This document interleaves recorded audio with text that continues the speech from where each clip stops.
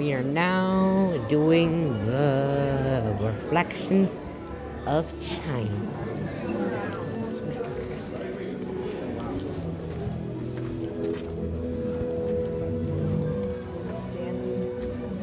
Now they're standing.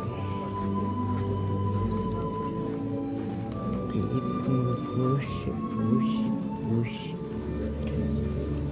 Go this way today. I don't know what the difference.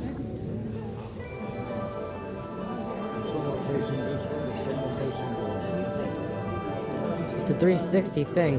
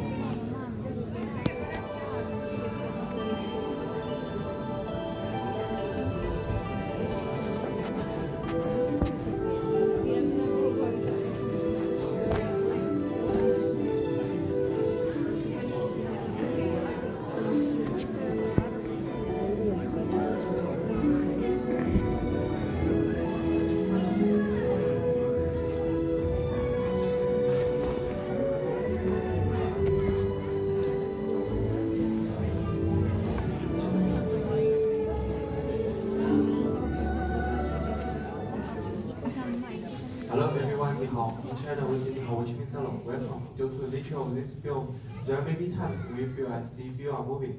For this reason, we have provided new rules. Please feel free to kneel them at any time. However, for safety, please do not sit or swing on the rails, since they will not intend to spoil your weight or the weight of your children. If you need to exit during the show, you may doors to my right.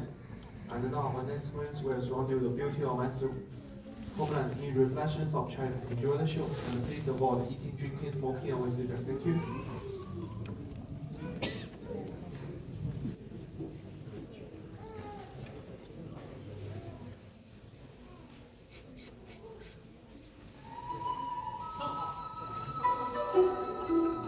Ah, China.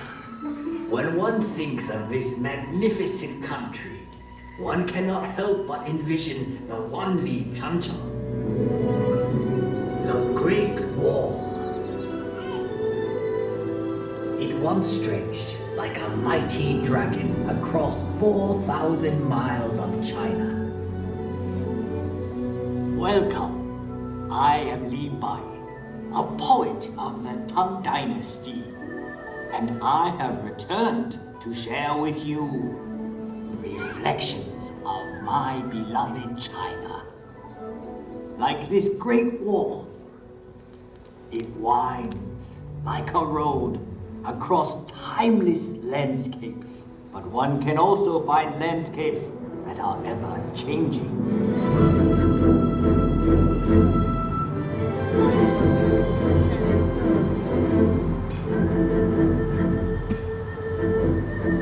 Shanghai, a city forever reinventing itself. Vibrant, sophisticated, romantic.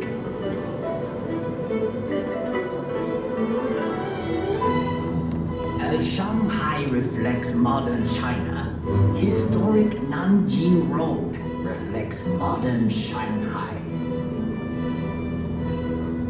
Set your gaze across the Huangpu River and you will find a new China that reaches for the sky. Yet in this city of East meets West, one can still find treasures of Shanghai's stately European influence. Even in the hectic pace of modern China, there is always time for Tai Chi, a tradition that has endured for centuries.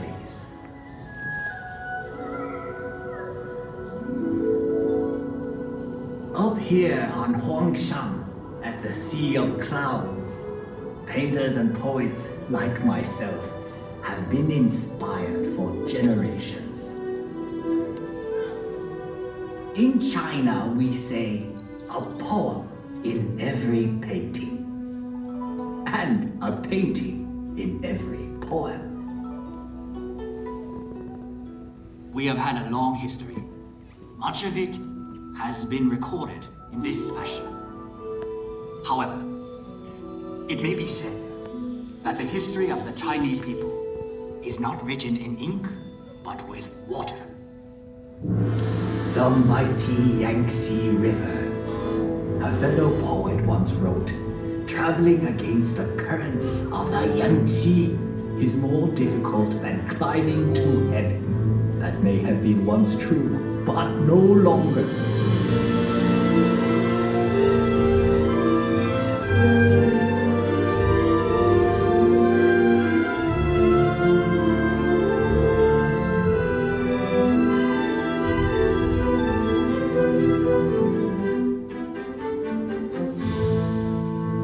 The course of this great river through mountains and valleys touches the lives of 500 million Chinese.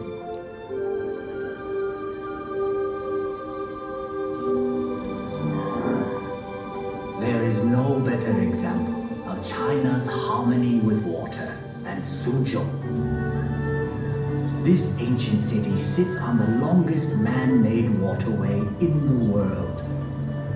When Marco Polo traveled this way, he called Suzhou the Venice of the East. I suppose if I had traveled to Europe, they would now call Venice the Suzhou of the West. So vast is China that even within her borders are many exotic lands and contrasts. From the serenity of Heavenly Lake to the busy night market of Urumqi. Here one discovers that Xinjiang province is home to many ethnic peoples with their own unique customs and their own unique cuisines.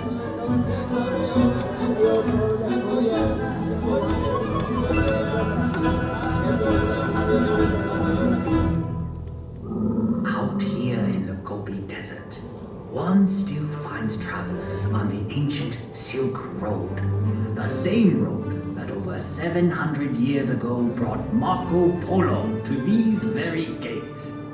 The gates of Jiaoyuguan, the extreme western end of the Great Wall.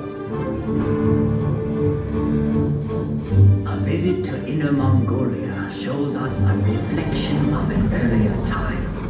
Here, the nomadic people still live much as they always have.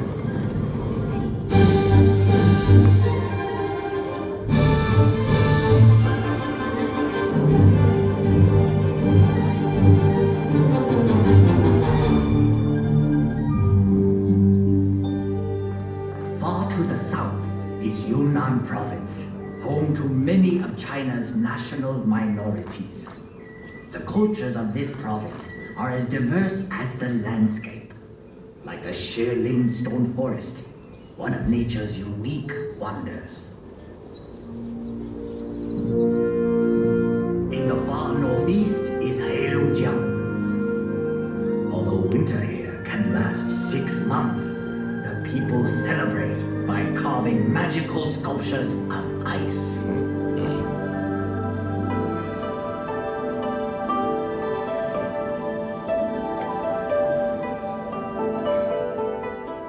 Macau.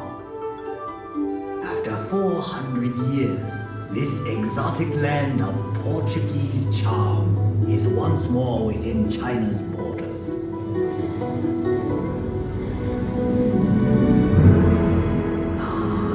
Hong Kong, one of the most exciting cities on earth. A Western culture, but still uniquely Chinese.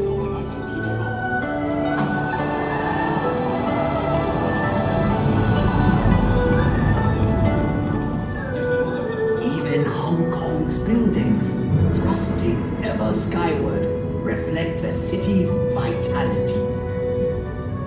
Hong Kong, ever on the move. Yes, the Chinese landscape changes swiftly, but one can also find enduring legacies that reflect our past. Everywhere one sees our history. Ancient treasures like the 9 Dragons screen reflect our traditions.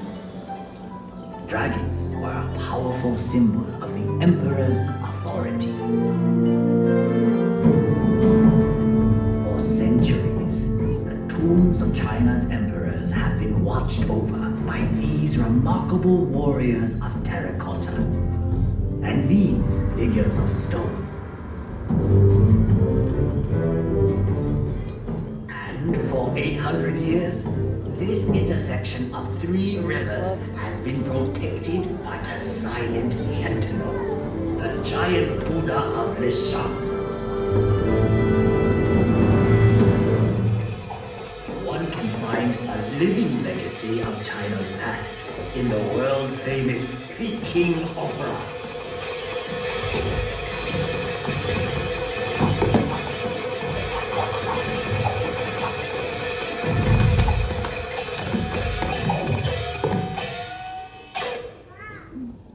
In the center of Beijing is perhaps China's greatest legacy, the Forbidden City. Imagine courtyards that could hold 100,000 members of the imperial court.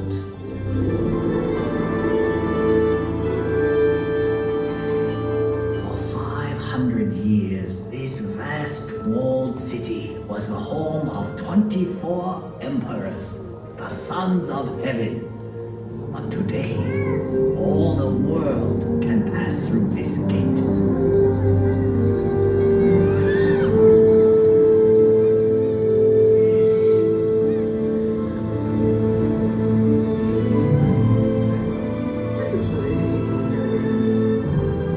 Tiananmen Square. To stand here is to stand at the heart of China.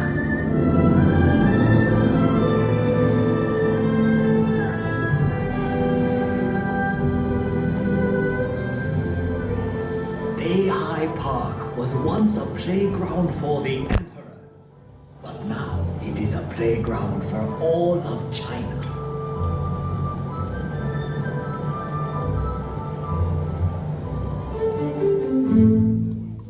I have brought you to a place of unique beauty called Reed Flute Cave.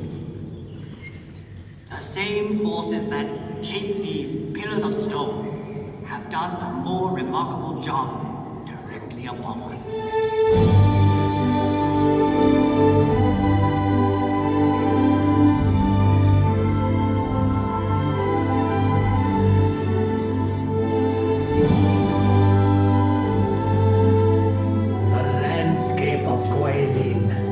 Unsurpassed in all of China.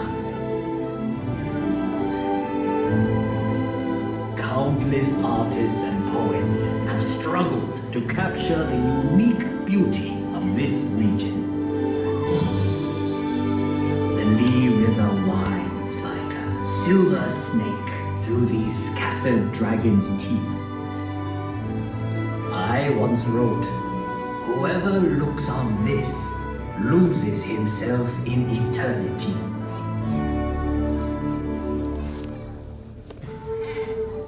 We have seen many reflections of China, but the true face of China can be found in our people.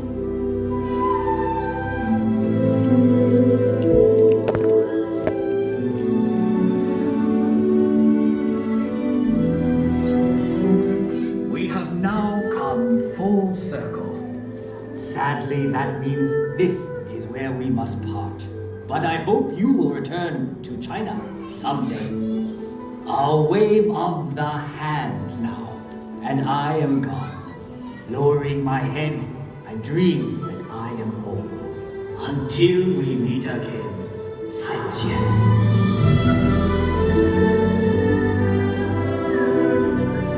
I hope you will enjoy the scenes and reflections of my homeless. Please get all your personal belongings and exit from the open doors to my right. We wish you a pleasant stay. Thank you. 谢谢. Goodbye. 再见. You want your poncho?